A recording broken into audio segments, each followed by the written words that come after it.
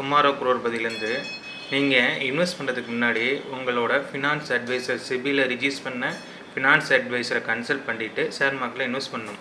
இந்த சிக்னேச்சருங்கிற கம்பெனி, அதாவது இன்றைக்கி தேதி வந்து 19 ஆகஸ்ட் 2024 நைட் ஒரு 8:35க்கு நம்ம இந்த வீடியோவை போடுறோம். இந்த சிக்னேச்சருங்கிற கம்பெனி வந்து பை அபோவ் 1555 ரூபா 10 காசுக்கு மேலே வாங்கணும். டார்கெட் வந்து 1564, 1573. ஸ்டாப் லாஸ் வந்து 1525 ஸ்டாப் லாஸ் வந்து.